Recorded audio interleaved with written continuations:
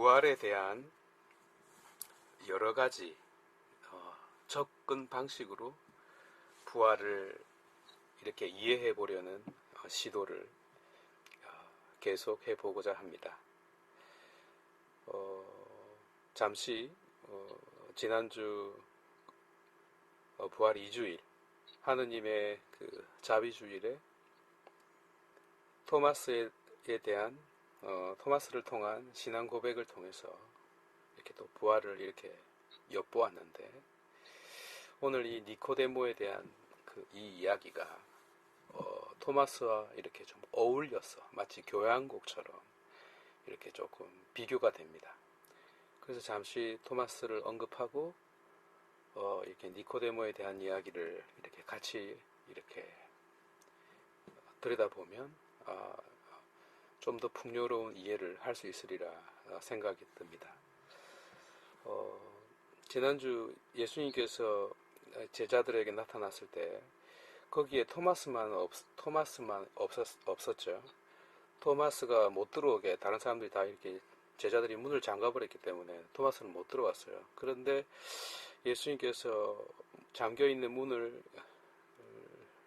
열고 열었다고 그래야 되나요? 어쨌든 통과해서 그들 한가운데 나타나십니다. 근데 잘 보시면 마치 문이 잠겼는데 들어왔으니까 그 문을 깨부순 것처럼 이렇게 그려지지 않습니까? 그리고 갑자기 샬롬이라는 그 평화 인사를 전했습니다. 이 평화 인사는 또 마치 공포를 망치로 꿰부순 것처럼 이렇게 보이지 않습니까? 그리고 갑자기 뜬금없이 용서에 대한 이야기를 했어요. 랍비들의 문헌에 의하면 이 용서는 하느님의 축복을 받는 유일한 그릇입니다. 동시에 바로 용서 그 자체가 하느님 당신 이름입니다. 그러니까 하느님의 축복을 받는 그릇이면서 동시에 그것이 하느님 이름이 되고 하느님 품이 된다는 것은 굉장히 중요한 것이죠. 그래서 예수님께서 이 평화라는 이 인사를 했을 때 이것은 정말 놀라운 일입니다. 왜 놀라운 일이냐면, 어느 정도 놀라운 일이냐면 부활만큼 놀라운 일입니다. 지금 우리는 부활에 대한 이해를 하고 있는데 부활만큼 더 놀라운 일이 벌어진 거죠. 아니, 부활보다 더 놀라운 일이 벌어집니다. 왜냐하면 부활하는 것이 용서하는 것보다 쉽기 때문입니다. 그래서 이 평화의 인사 속에 담겨 있는 이 용서, 그리고 이 사랑의 이야기는 사실 이 부활과 같은 선상에서 이해해야 합니다. 그러니까 이 평화의 인사는 구원이 우리를 위한 당신의 일어나심이라고 한다면 바로 이 용서와 평화 또한 바로 구원이 되는 것이죠. 그리고 토마스에게 당신의 그 손에 있는 그 상처와 그 옆구리의 상처를 이렇게 보여주시죠. 토마스는 그 상처에 자기 손가락을 넣어보지 않았어요. 다만 그 상처를 유심히 바라보았는데 토마스는 예수님의 그 상처를 통해서 거부당한 상처, 버려진 상처, 조롱당하고 모욕당한 상처, 단죄당한 상처를 본 것이죠. 말하자면 토마스는 그저 우리 인간이 받는 상처 말고, 예를 들어서 희노애락, 애호욕 같은 어떤 그런 좀 피상적인 상처 어떤 본능 말고요. 혹은 하이데거가 말했던 결국 모든 사람이 어떤 죽게 되는 그저 그런 어떤 죽음의 공포, 그런 것을 훨씬 뛰어넘어서 한 인격이 받을 수밖에 없는 그 깊은 상처와 치유될 수 없는 그런 어떤 아픔을 이렇게 본 것입니다. 말하자면 그 상처는 정말로 무시무시한 공포이자 두려움이죠. 죽음보다도 더한 바로 그 상처를 그는 꽉 잡게 됩니다. 아니, 꽉 정확하게 유심히 들여다보게 되죠. 이런 어떤 현상을 우리가 좀 신학적인 그 용어로 말하자면 좀 발가 벗겨진 이라는 수식어로 표현을 합니다. 토마스는 그 발가 벗겨진 그 상처, 그러나 분명히 그 발가 벗겨진 그 팩트를 봅니다. 여기서는 발가 벗겨진 스캔들이 되겠네요. 그는 이 상처 속에서 하느님조차 그리스도조차 고통에서 면제되지 않는구나. 그분 또한 면죄부를 받지 않구나. 우리와 똑같이 이런 상처를 받는다는 바로 그 사실에서 토마스는 큰 위안을 받습니다. 하여 토마스에게 사랑이란 풀었으면 상처받기 쉬운 사랑, 아니 상처받을 수밖에 없는 사랑이었고 나약한 사랑일 수밖에 없었고 고통스러운 사랑일 수밖에 없는 것이었습니다. 동시에 하느님은 이것을 잘 아셨던 것입니다. 그리스도는 나약한 인간, 너, 우리와 다르지 않은 당신 제자들에게 나타나셨습니다. 그리고 샬롬이라는 인사를 나누죠. 사랑한다고요. 누구를요? 부서진 우리를, 찢어진 내 가슴을, 상처받은 우리 인생을, 나약한 우리 운명을 받아들이고 껴안으시고 용서한다고. 그리고 너희들도 할 수 있다고 위로와 용기를 아울러 이렇게 주셨죠. 그래서 용서는 부활보다 더 위대한 것입니다. 그러니까 용서는 부활 그 자체인 거죠. 아니, 하느님 그 자체하고 같습니다. 나약하고 상처받기 쉬운 우리는 그래서 하느님이 찾아오는 장소, 집이죠. 성전이면서 동시에 하느님께서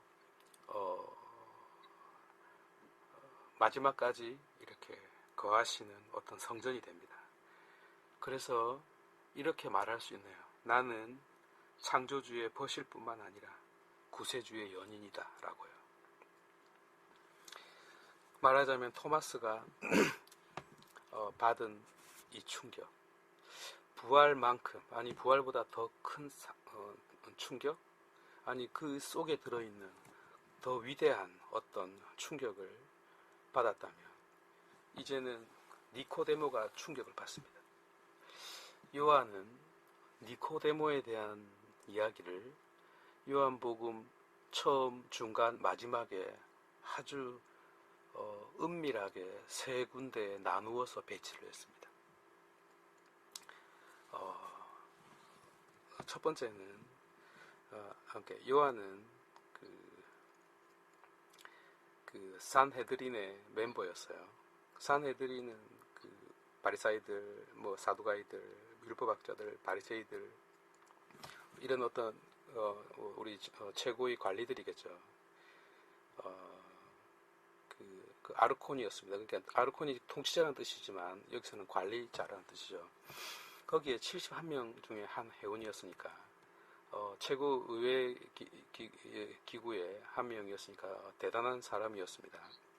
당시 한 바리사이들 한 6,000명, 한 7,000명 정도 되는데 그 중에서 1%니까 대단한 것이죠. 그 첫 번째 그는 요한복음 3장에 이렇게 처음으로 등장합니다.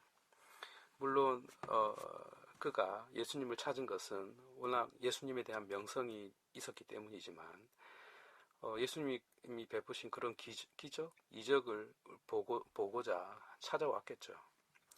그리고 아마 봤을 거고요. 그런데 가까이 다가가고 싶어서 좀 알고 싶었던 거죠, 그분을. 근데 자기가 산헤드린의 어떤 그런 사람인데 어떻게 대놓고 예수님을 만날 수 있겠어요? 그래서 조용히 이렇게 밤에 찾아옵니다. 마치 도둑처럼요. 이 밤이라는 것은 성경에서 하느님을 잘 모르는 자, 혹은 하느님을 거부하는 자, 혹은 하느님을 떠나 있는 자, 혹은 그래서 좀 하느님에 대한 지혜가 없는 어떤 그런 상태를 표할 때 이런 어두운 밤을 뜻하죠. 그 유다가 그 체험한천을 끝나고 난 다음에 그 시간이 밤이었지 않습니까? 그래 밤에 배신하러 나가잖아요. 베드로도 보세요. 베드로가 이거 내가 주님을 위해서 목숨 바치겠다고 그래 했지만 결국 나는 그 사람 모른다고 세 번이나 모른다고 배신하지 않습니까? 그때 닭이 울었어요. 근데 그때 그가 서 있던 곳이 바로 숯불이 피워져 있던 곳 근처였어요. 그러니까 불기가 있으니까 따뜻했을 거 아니에요? 그런데도 성경은요, 그날 밤은 너무나 추웠다 그랬어요. 그가 배신했던 밤요. 그러니까 그냥 외적으로 추웠다는 것이 아니에요. 그런 캄캄한 밤에 니코데모가 찾아옵니다. 그런데 놀랍게도 오늘 예수님께서 이런 말씀을 하셔요. 그 율법학자에게 그리고 유대교의 위대한 스승한테 위로부터 새로 태어나야 한다라고 이야기를 합니다. 니코데모는 이 말을 알아듣지 못해요. 여기서 위로부터라는 말은 우리가 거듭남이라고 하지 않습니까? 이 거듭난다, 다시 태어난다. 엄마 뱃속에 다시 들어갈 수 없지 않냐고 말할 때요. 이 다시라는 말은 두 가지 단어가 있어요. 하나는 파린이라는 건데 말 그대로 어게인이에요. 다시. 그런데 여기서 쓴 말은요. 아노텐입니다. 아노텐. 위로부터입니다. 그래서 겟네테 아노텐. 위로부터 태어남. 수동태죠. 위로부터 태어나야 한다는 거죠.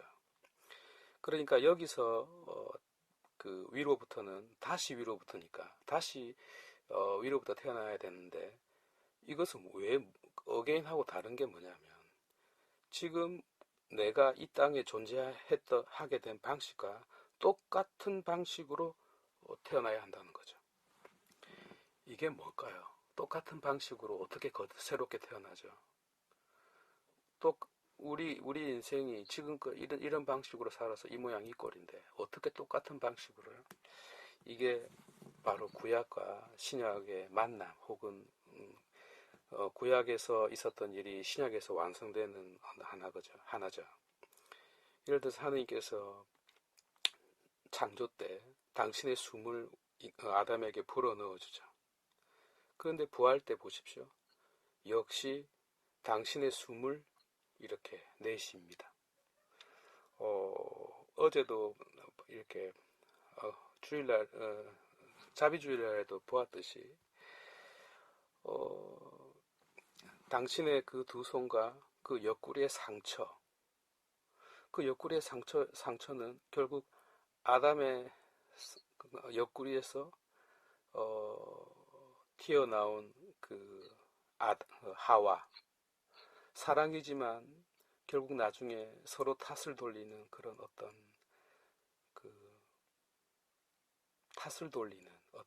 사랑의 아픔이라고나 할까, 동전의 양면과 같은 그런 어떤 그 상처를 이제는 당신 옆구리에서 이렇게 쏟아지는 그 물과 피를 통해서 아물게 만드는 그런 어떤 그 생명의 그 숨결이라고 해야 될까요? 부활의 숨이 이렇게 흘러나오는 것입니다. 그러니까 마치 그 예전에 어두운 밤 그 무리를 하느님의 영이 거닐면서 이렇게 숨을 불어넣어서 넣어준 것처럼 이제는 새로운 어떤 거듭남, 곧 죄와 죽음에서 새로운 그 생명으로 거듭나는 세례를 뜻하는 어떤 그런 장면을 예측할 수 있습니다. 마치 모세로부터 홍해 바다를 건널 때 그 출애굽하는 그 한가운데 바닷물이 갈라지고, 그러니까 바닷물 속 한가운데에서 이렇게 그 죽음의 세계로 들어갔잖아요. 근데 다시 무트로 튀어나오지 않습니까? 살았던 거죠. 구원을 향해서. 그리고 해방되는 그런 순간에 어떤 그런 세례의 원형이 되었던 어떤 그런 그 장면처럼 이스라엘이 거듭난 것처럼 새로 이렇게 거듭나야 한다는 것입니다. 그런데 니코데모는 이게 무슨 말인지 알아듣지 못합니다. 그래서 계속 질문을 하죠. 어쨌든 한 숟가락이 어떻게 배부를 수 있겠어요? 시간이 좀 지나서 7장에 그는 니코데모는 다시 등장합니다. 그때 그는 이제 예수님에 대한 어떤 그 처벌을 이렇게 하려고 했을 때 그가 변호하기 시작합니다. 아니, 증거도 없이 그 사람 말도 들어보지도 않고 그렇게 하는 법이 어디 있느냐, 우리 법에, 하고 나섭니다. 말하자면 그는 예수님을 변호하기 시작했는데 자기도 모르는 사이에 변화되고 있었던 것이죠. 그는 어느덧 밤에 찾아온 예수님과의 그 만남이 마치 해가 떴을 때 세상이 환하게, 동쪽 하늘이 이렇게 환하게 이렇게 밝아지는 것처럼 그는 예수님에게 가까이 다가가 있습니다. 말하자면 그는 정말 대단한 가문의 소유자였거든요. 그 요아kim 그 예레미야서가 말한 것처럼 그 니코데모의 가문이 얼마나 대단한 가문인지를 따로 말할 정도예요.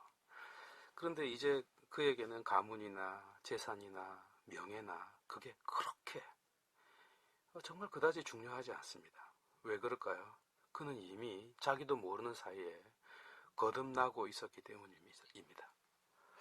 그리고 잠시의 어떤 또한 그 막이 사라지고 나서 마지막 예수님께서 십자가에 못 박히고 돌아가셨을 때 다시 나타납니다.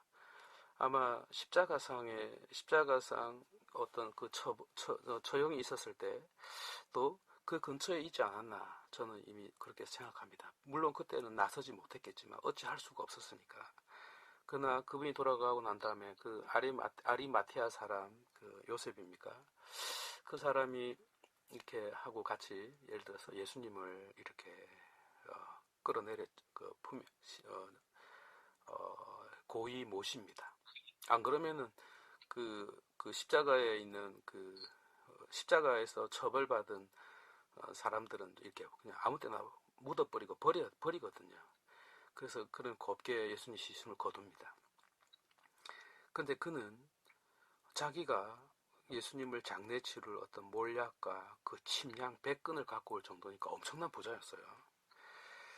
그는 자기의 모든 재산을 다 이렇게 썼더라도, 그리고 자기가 어찌 될 값에 정말 자기도 어찌 될지 모르는데도 불구하고 그는 그분을 자기 품에 안고 있습니다. 그분의 육신, 거룩한 육신을 자기도 모르게 만지고 있습니다. 그는 이제 예수님과 가장 가까이, 마치 연인이 서로의 몸을 타치하는 것처럼 그를 품에 안습니다. 성모님이 아들 예수님을 당시 품에 안은 것처럼 정말 그 슬픔과 말할 수 없는 어떤 그런 그 애절함이라고나 할까, 그런 마음으로 품고 있습니다. 그러나 그는 자신을 변화시켜주고 자기의 눈을 뜨게 만들고 어떤 참된 인간의 어떤 삶, 하늘로부터 다시 태어난 삶, 영혼을 바라보고 살아야 되는 그런 삶, 말하자면 자기 자신을 변화시킨 그분을 이렇게 보고 있고 만지고 있습니다. 친구처럼, 연인처럼. 그래서 요한복음은 니코데모를 이렇게 3번 등장시킴으로써 그가 어떻게 변화되었는지를 이렇게 보여주고 있습니다. 살아생전에, 그리고 십자가상에서, 그리고 곧 부활하실 어떤 그분과의 만남을 바리사이를 통해서, 마치 우리가 예전에는 불신자였다가 지금 믿는 자가 된 것처럼 니코데모의 어떤 그런 삶을 통해서 이런 어떤 그 내적인 변화, 놀라운 어떤 부활의 어떤 그 본질을 우리 논리적으로 막 설명할 수는 없지만, 이렇게 뭐 어떻게 이렇게 증명할 수는 없지만, 니코데모가 이렇게 자기 안에 그 그리스도를 이렇게 품에 안고 있는 것처럼, 정말 당신이야말로 참으로 사랑이십니다. 당신이야말로 참으로 지혜이십니다. 당신이야말로 참으로 생명이십니다. 라고 고백하는 것처럼, 마치 토마스가 그 십자가의 상처와 그 옆구리의 상처를 보고 나의 주님, 나의 하느님이라고 고백했던 것처럼, 그 상처를 통해서 마찬가지로 니코데모도 그런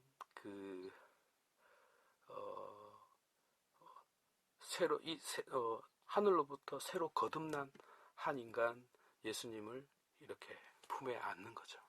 바로 그것이 마지막에 모세가 광야에서 뱀을